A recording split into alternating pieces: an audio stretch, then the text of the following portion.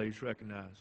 Thank you very much, Mr. Speaker. Mr. Speaker, we're here today because our colleagues in the Republican majority have failed. They failed the most basic responsibility of this institution, as my colleague has mentioned, to pass regular and routine bills to keep the government's doors open, to keep retirement checks in the mail and vital government services available to the American people. In a few days, the fiscal year will end, and without a stopgap measure, funding for essential government services will run out.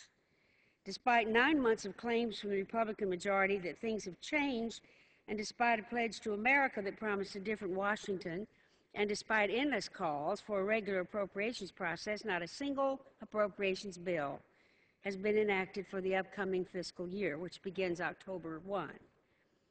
Throughout this failed process, the majority's blamed everyone but themselves. They've pointed fingers at President Obama, complained about our colleagues in the Senate, and blamed the Washington status quo that they say they can't control. Throughout the process, the one group of people they won't lay responsibility with is themselves. After 9 months, with not a single bill successfully making its way through Congress, finger-pointing rings hollow. Not only has no appropriations bill been enacted, but half of the necessary appropriations bills haven't even been brought to the floor for a vote.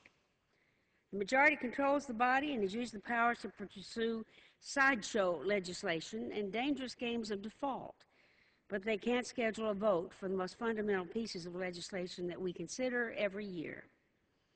As I stand here today to vote on a billion-dollar Band-Aid that will allow us to scrape by until November, the hope is that by November, the majority will be able to do the job they failed to do all year. Growing up, every child hopes for such a homework extension. By the time we're elected to Congress, however, we know that our work must be handed in on time. Sadly, today's legislation isn't even the biggest failure that we're facing in the House. If press reports are accurate, we may be heading for an even bigger failure in November. In recent days, reports have surfaced that the majority plans to fund the entire federal government with one massive trillion-dollar omnibus bill. This bill would explicitly break a promise made to the American people. In the pledge to America, the leadership included a goal entitled, quote, advance legislative issues one at a time, end quote. In the document, they explain, quote, we will end the practice of packaging unpopular bills with must-pass legislation to circumvent the will of the American people. Instead, we will advance major legislation one issue at a time, end quote. During a speech at the American Enterprise Institute in 2010, Speaker Boehner affirmed the need to consider appropriations legislation one bill at a time, saying he wanted to do away with the concept of comprehensive spending bills. On the eve of assuming the majority in the House, Speaker Boehner elaborated, saying, I do not believe that having 2,000-page bills on the House floor serves anyone's best interest, not the House, not the members, and not the American people, end quote. But if press reports are correct, a 2,000-page bill or more is what we will get. Let's be clear, the prospect of omnibus funding is happening for two simple reasons.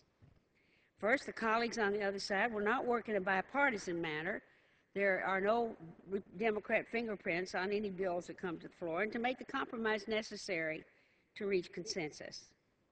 They continue to pass legislation filled with special interest favors and ideological pursuits that the American people never asked for and don't want. As a result, the legislation is built to fail, and fail it does over and over again.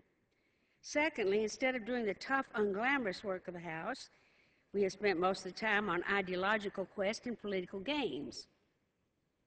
Instead of fulfilling the pledge to uphold the Constitution, the majority has worked to fulfill campaign pledges to Grover Norquist and the far right. Instead of creating jobs, our colleagues on the other side have spent months on end pushing a partisan agenda that has covered everything from the trivial to the very real dangers of default. Instead of funding the Department of Energy, the majority has tried to micromanage our light bulbs. Instead of funding the nation's school, they tried to eliminate Big Bird. Instead of funding the EPA, they try to sell the land surrounding the Grand Canyon to the state-owned mining companies of Russia and South Korea. Instead of funding cancer research conducted by the National Institute of Health, they have tried repeatedly to repeal health care reform.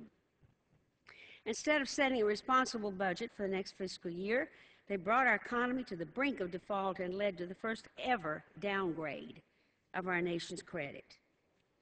Even today, our colleagues on the other side are injecting politics into the stopgap CR.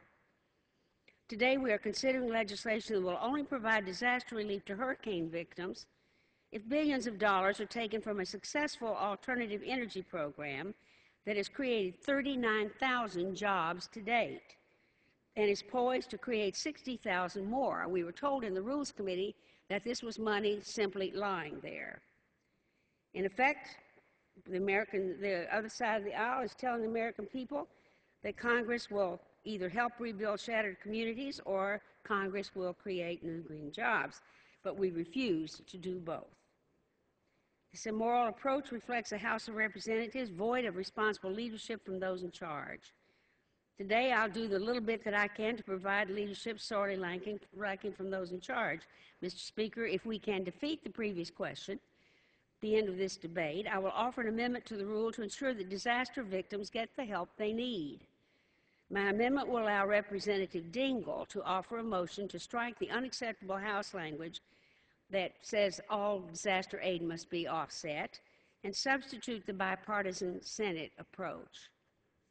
Since 2004, American taxpayers have spent over $3.4 billion on infrastructure in Afghanistan and even more in Iraq.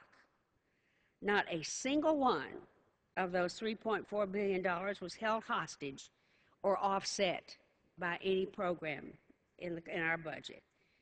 But now, as many Americans are struggling to rebuild and get their lives back to normal, the majority refuses to help unless they are allowed to defund a successful program they happen to dislike. Remember, what this says is that the American public is financing the reconstruction of Afghanistan and Iraq with taxpayer money, but taxpayer money without an offset will not be used to help the American taxpayer. That takes a lot of explaining. And because the majority decided that pursuing a partisan agenda was more important than the country, we face the prospect of a $1 trillion, 1,000-page bill to keep the government running because the other side will not stop playing politics and start governing as we are all expected to do. This failure is a disservice to the American people, abdication of our responsibilities as legislators, and a shame to the expectations, responsibilities, and duties of the House.